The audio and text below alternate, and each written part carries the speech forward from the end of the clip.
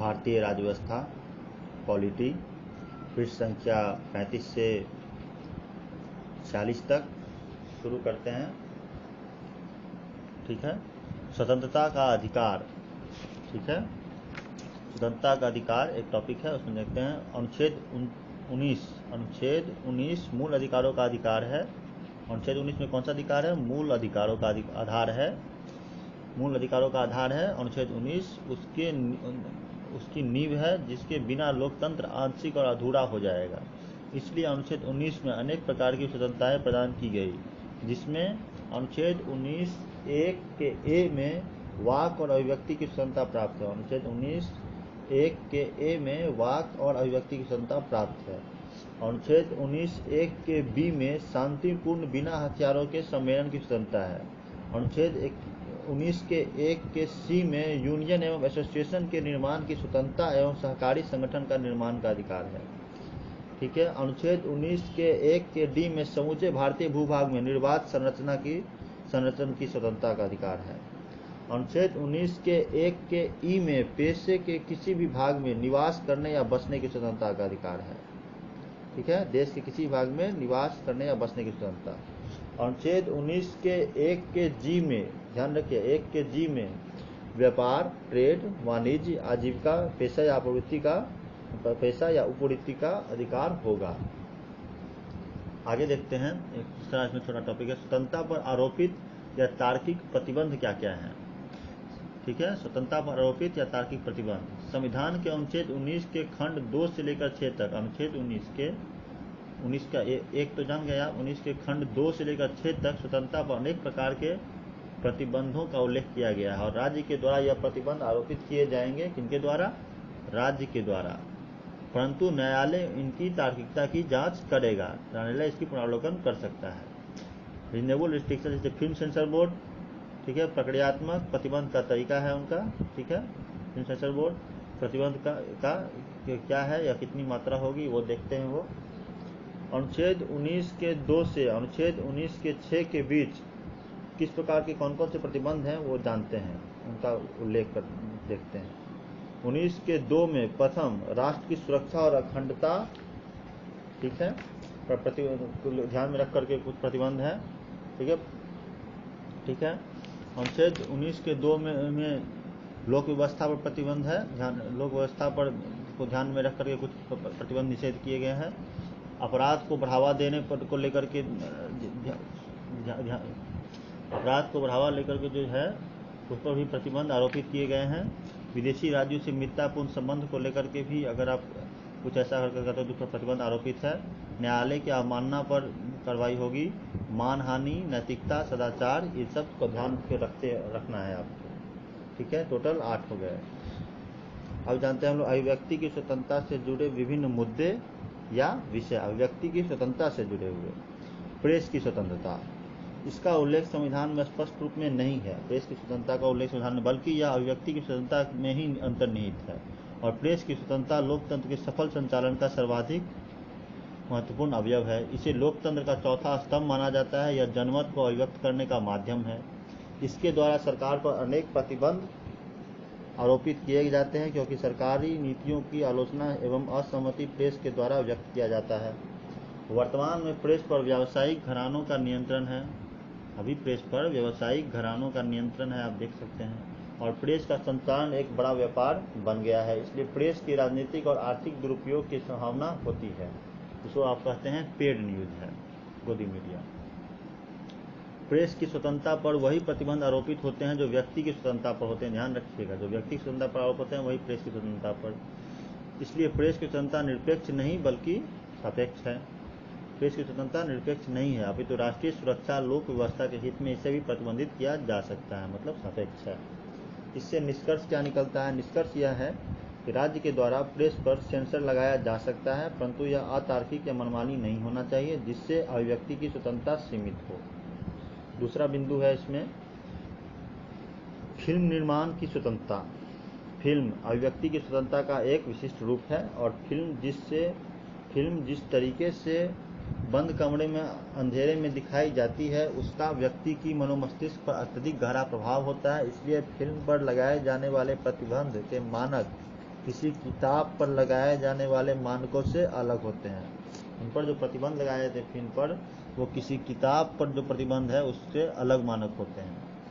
पद्मावत पर प्रतिबंध के संबंध में सुप्रीम कोर्ट ने कहा कि किसी फिल्म को इसलिए प्रतिबंधित नहीं किया जा सकता कि वह दूसरों को पसंद नहीं है, अन्य लोग इससे असहमत हैं अथवा बहुमत के द्वारा इसका विरोध किया जा रहा है, और न्यायालय के अनुसार समाज के द्वारा स्वतंत्रता को प्रतिबंधित करना मोरल पॉलिसिंग के समान है।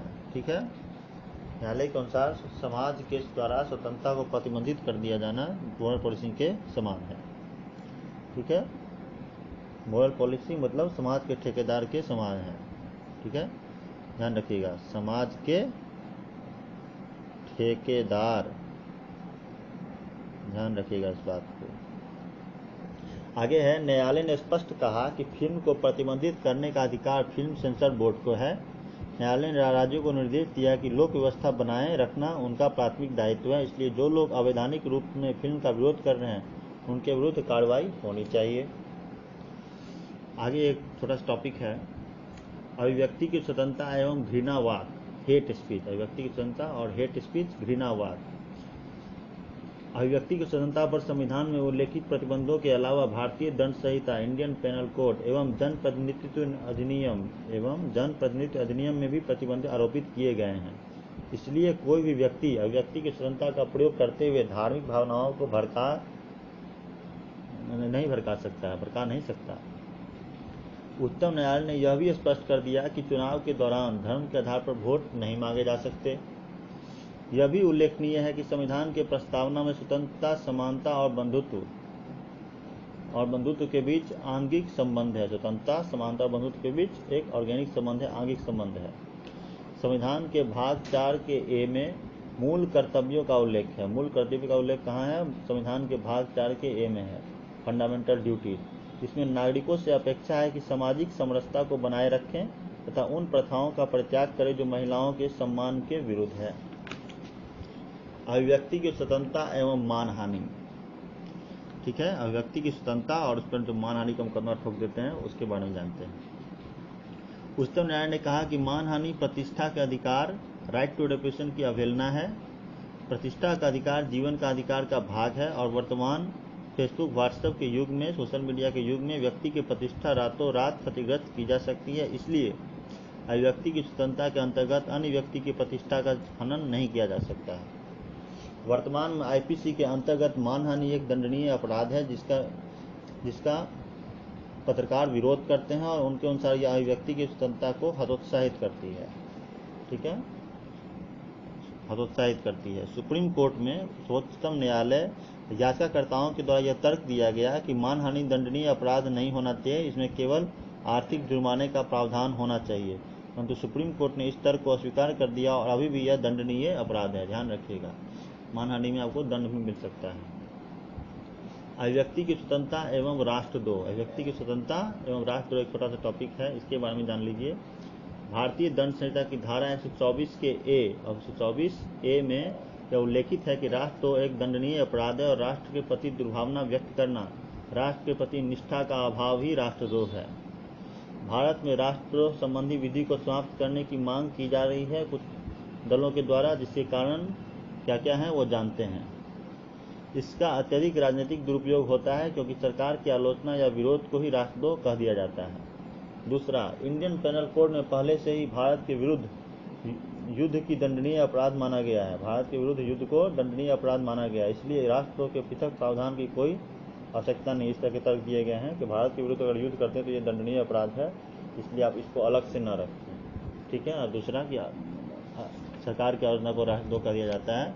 इसलिए दुनिया के सभी आधुनिक लोकतांत्रिक देश जैसे अमेरिका, इंग्लैंड में राष्ट्रद्रोह संबंधी कानून पूर्णतः समाप्त कर दिए गए हैं। और तीसरा पक्ष है कि कुछ देश जैसे अमेरिका, इंग्लैंड जैसे देश में राष्ट्रद्रोह संबंधी कानून पूर्णतः समाप्त कर दिए हैं, लेकिन भारत जैसी विविधता वाले देश में ये है और शायद जिसकी ज़रूरत है। देखते हैं किस तरह से है ये। इस विधि को बनाए रखने के पक्ष में क्या क्या तर्क हो सकते हैं वो जानिए, इसके पक्ष में क्या तर्क हैं। ठीक है, अभिव्यक्ति की स्वतंत्रता निरपेक्ष नहीं है, इसलिए स्वतंत्रता के नाम पर राष्ट्र के विखंडन की अनुमति नहीं दी जा सकती। राष्ट्र का विखंडन आप नहीं कर सकते। पूर्वोत्तर राज्यों में जम्मू और कश्मीर में माओवादियों के रूप में विघटनवादी प्रवृत्तियां अभी भी अत्यधिक प्रभावशाली हैं। मूल कर्तव्यों के नागरिकों में से यह अपेक्षा की है वे राष्ट्र की एकता अखंडता बनाए रखेंगे। ठीक है, इससे क्या निष्कर्ष निकलता है? निष्कर्ष यह है अभिव्यक्ति की स्वतंत्रता लोकतंत्र का कार्य है और सरकार की आलोचना के आधार पर स्वतंत्रता के दमन की अनुमति नहीं दी जा सकती, इसलिए इस विधि की पुनरावलोकन की आवश्यकता है। आगे जानते हैं एक छोटा सा टॉपिक, स्वतंत्रता की सीमाएं क्या क्या हैं। अनुच्छेद 19 में वर्षित प्रत्येक स्वतंत्रता पर निश्चित प्रतिबंध आरोपित किए गए हैं, इसलिए व्यवसाय की स्वतंत्रता, शराब बेचने का अधिकार नहीं है। व्यवसाय की स्वतंत्रता में शराब बेचने का अधिकार आपको नहीं है, जिसे राज्य के द्वारा सीमित किया जा सकता है। उसको राज्य अपने तरीके से सीमित करता है कि कहाँ कैसे रोक होगा, उस हिसाब से वो शराब बेचते हैं। जिस प्रकार बिहार सरकार ने शराब बिक्री को प्रतिबंधित कर दिया, पटाखे फोड़ने पर भी प्रतिबंध लगाए जा सकते हैं। ठीक है, कई जगह तो न्यायालय के आदेश पर पटाखे फोड़ने पर प्रतिबंध लगाया गया दीपावली में कि 8 बजे तक फोड़ सकते हैं या 9 या 10 बजे तक।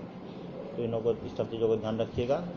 तो ये हम पहुंच चुके हैं पृष्ठ संख्या 44 तक। ठीक है, इसको यहीं खत्म करते हैं, पृष्ठ संख्या 35 से 44 तक।